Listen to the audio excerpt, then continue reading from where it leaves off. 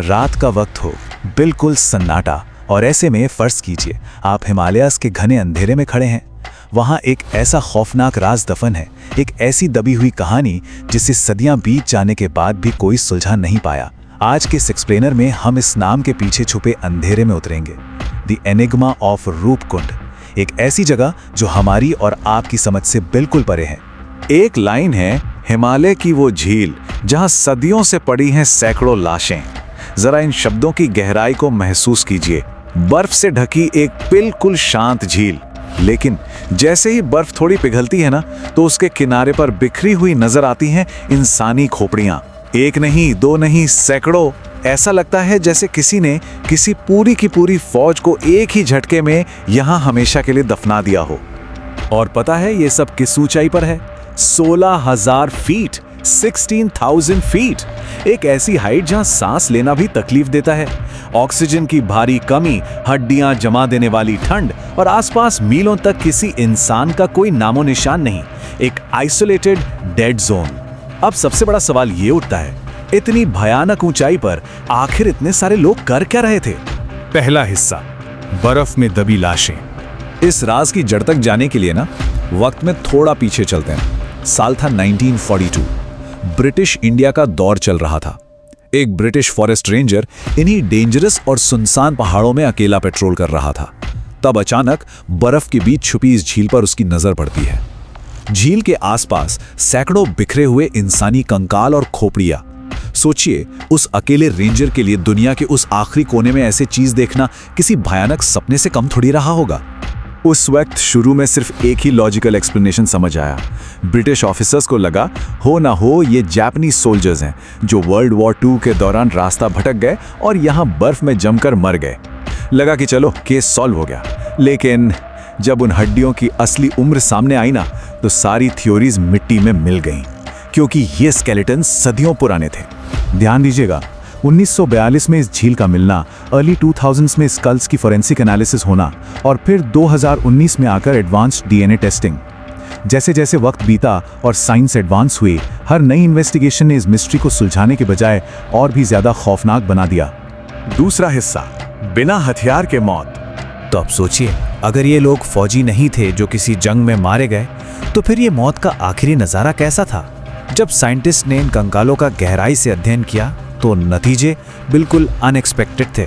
उनमें मर्द थे, औरतें थीं, अलग अलग उम्र के लोग थे। ये क्लियरली किसी एक आर्मी का हिस्सा तो नहीं थे। ये बिल्कुल आम लोग थे, और उनकी मौत का जो तरीका था, वो सच में रोंगटे खड़े कर देने वाला था। वहां बहुत अजीब एविडेंस मिला।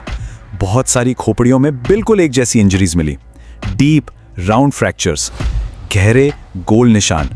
फोरेंसिक एक्सपर्ट्स के मुताबिक ऐसी चोट सिर्फ तब लगती है जब आसमान से सीधे ऊपर से कोई बहुत ही भारी और गोल चीज सिरों पर आकर गिरे, एक्सक्लूसिवली फ्रॉम अबव। लेकिन हैरानी की बात पता है क्या है?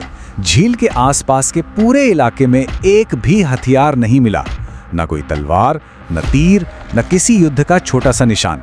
जरा इमेजिन कीजिए, इतनी बड़ी संख्या में लोगों का एक ग्रुप वहां खड़ा है, और अचानक किसी ऐसी चीज ने उन सबको एक साथ खत्म कर दिया जिसका सामना करने के लिए उनके पास एक भी हथियार नहीं था। आखिर वो कौन सी ताकत थी? तीसरा हिस्सा, आसमान से बरसी मौत। क्योंकि किसी अटैक वाली थ्योरी ने काम नहीं किया, तो अब साइंस ने नेचर की एक ऐसी टेरिफाइंग ताकत की तरफ इशारा किया जिसकी उम्मीद किसी ने नहीं की थी। रिसर्चर्स को लगा कि वहां अचानक एक बहुत ही जानलेवा मौसम का बदलाव हुआ होगा। क्रिकेट बॉल के साइज के बर्फ के गोले आसमान से बरसने लगे। 16,000 फीट की ऊंचाई पर, जहां ना कोई पेड़ है, न छिपने की कोई जगह, जीरो शेल्टर, सिर्फ आसमान से गिरती हुई भयानक मौत। और जो बात इस थ्योरी को और भी अजीब बनाती है ना, वो है वहां सदियों से गाया जाने वाला एक लोकल फोक सॉन्ग। उसके बोल कुछ ऐसे हैं, देवी ने आसमान से लोहे जैसे गोले बरसाए। एक ऐसी धुन जो आधी रात की खामोशी में और भी डरावनी लगती है। सोचने वाली बात है, साइंस जो आज डिस्कवर कर रही थी, लोकल लोग उस बारे में हजारों साल से गा रहे थे। उस पुरानी कहानी के मुताबिक एक राजा अपनी रॉयल प्रोसेशन के साथ इन पवित्र पहाड़ों को पार कर रहा था। कहते हैं उन्होंने उस जगह का अपमान किया, जिसकी वजह से देवी गुस्से में आ गई और उन पर मौत के पत्थर बरसा दिए। देखिए कैसे साइंस और फोकलोर एक बिंदु पर आकर मिल गए। लगा जैसे रूपकुंड का राज हमेशा के लिए सुलझ गया है। लेकिन फिर साल 2019 आया। चौथा हिस्सा, डीएनए टेस्ट का बड़ा खुलासा। 2019 में ना एडवांस डीएनए टेस्टिंग ने इस पूरी कहानी के पुर्जे पुर्जे कर दिए। एक ऐसा खुलासा हुआ जिसने हर पुरानी थियरी को पलट कर रख दिया। स्केलेटन सिर्फ अपने लोकल ओरिजिन यानी साउथ एशियन डिसेंट के नहीं थे। डीएनए टेस्ट में पता चला कि कुछ कंकाल मेडिटेरियन एंसेस्ट्री के थे। उनका जेनेटिक्स सीधे तौर पर ग्रीस और उसके आसपास के इलाकों से मैच करता था। अब जरा ठहर कर सोचिए, एक छिपी हुई आइसोलेटेड हिमालयन झील में हजारों साल पहले मेडिटेरियन लोग आखिर क्या कर रहे थे?